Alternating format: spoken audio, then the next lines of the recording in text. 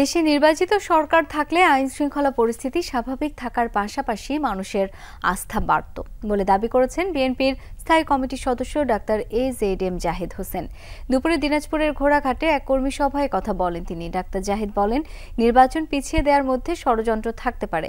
জনগণের অধিকার ফিরে দেয়া, নতুন বাংলাদেশ বিনির্মাণে গণহত্যার বিচার ত্বরান্বিত করা সহ আহতদের পুনর্বাসনের জন্য দ্রুত সময়ের মধ্যে জাতীয় নির্বাচন দিতে সরকারের প্রতি আহ্বান জানান তিনি।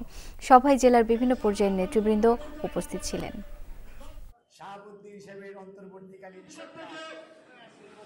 মানুষের অধিকার ফেরত দেওয়ার আগ্রহ যারা লম্বা করার চেষ্টা করেন তারা কেউ করতে পারেন, কিন্তু ওই যে মনে রাখতে হবে এই চেয়ার এমন এক আঠালো চেয়ার, এটির মধ্যে একবার বসলে এটি আর ছাড়তে ইচ্ছা হয় না কারো।